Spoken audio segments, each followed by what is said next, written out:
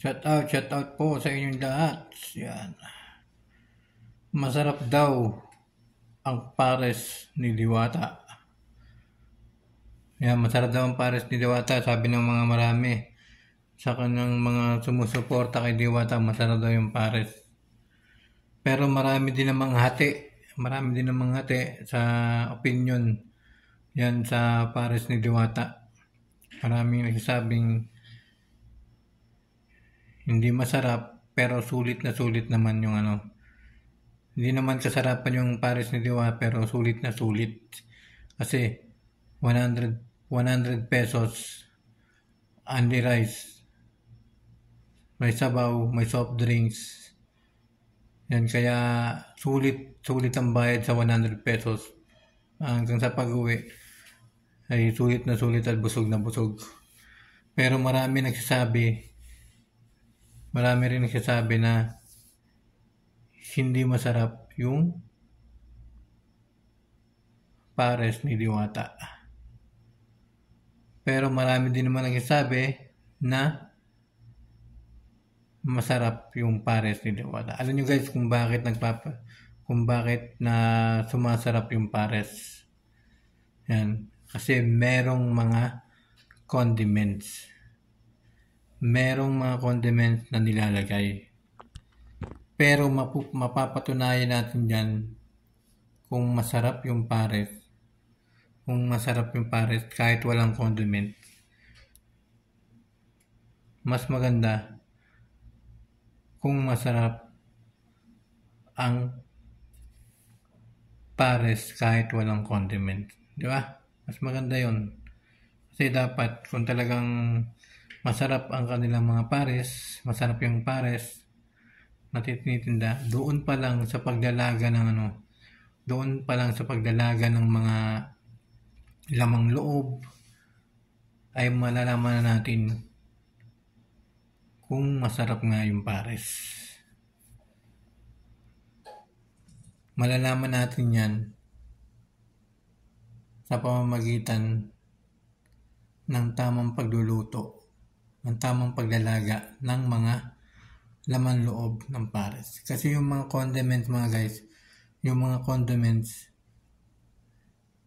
yan ay pwede rin yan pampalumuti sa pagkain.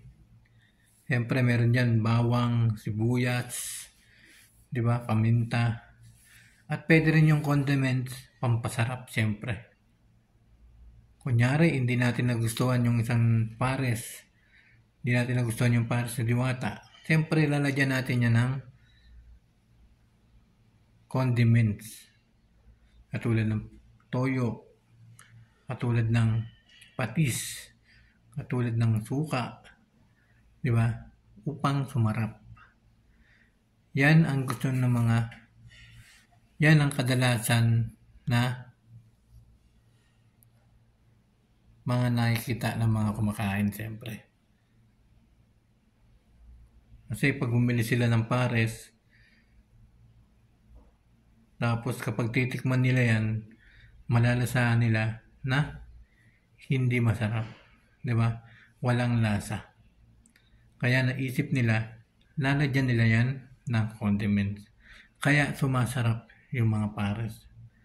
Pero kung masarap yung pagkalaga nila o pagkatimpla nila sa laman loob ng mga pares na tinatawag natin pares, doon pa lang ay malalaman na natin na kahit walang condiments ay talagang masasarapan yung mga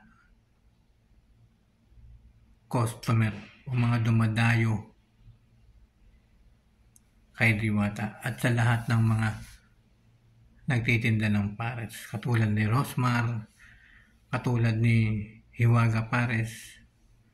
Kasi depende yan sa mga nagluluto. Depende yan sa mga naglalaga ng laman loob. Kaya doon pa lang dapat sa paglalaga ng mga laman loob ay lalagyan na natin ang pampasarap. Gagawin na natin lahat para sumarap. Na kahit wala ng condiments ay okay na okay yung sarap niya. Di ba? Tulad ng sinabi ko, yung mga condiments, ayan ay pwedeng palamuti. Yan, pwedeng palamuti sa mga pagkain at pwedeng pampasarap. Kaya dyan pa lang ay mapapatunayan natin na masarap nga ang tinda nilang pares. Kaya huwag na tayong mag-away-away. Huwag na tayong mag-ano-ano ng mga ganun. Kung talagang ikaw ay nagluluto ng pares, kung talagang cook ka, alam mo ang ibig kong sabihin. Kailangan pag maglalaga ka ng pares, ay sasarapan mo na. Huwag mong iaasa sa mga condiments. Huwag natin iaasa sa mga condiments. Suka, toyo, paminta, patis, bawang, sibuyas, dahon ng sibuyas. Huwag po natin iaasa dyan. Dapat kapag nagluluto tayo ng pares, nilalaga pa lang ang laman loob ay dapat ay masarap na. Yun lang nga guys, para manatiling masarap sa mga mamimili ng mga pares. Diba?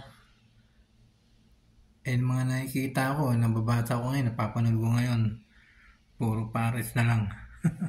Ano na lang kung magkaroon na lang maraming pares, ano na lang kung puro pares na lang yung pagkain sa buong Pilipinas. Diba? Yan ang dapat natin gagawin. Yan ang dapat mong gawin.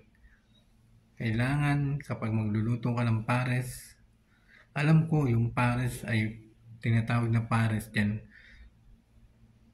Yung merong bawang, paminta, kumpleto sa condiment. Pero mas masarap ang pares kapag nilalaga mo pa lang yung laman loob ay dapat sulit na sarap. Sulitin mo yung timpla para kahit walang condiments na ilalagay ay masarap. Diba? Kaya maraming salamat po sa inyo lahat. Yan, shoutout po natin. Yan, Rosmar. Shoutout po sa Rosmar. Yan, shoutout po kay Hiwaga Pares. Yan, kay Hiwaga Pares. Puntahan niyo po yan. Yan po makikita sa Litex, Commonwealth, Quezon City. At kay Diwata naman sa Pasay. Makikita niyo po yan, Diwata Pares Overloads sa Pasay. Pero kay Hiwaga Pares Overload 2.0. Yan po yung kanilang mga Facebook page.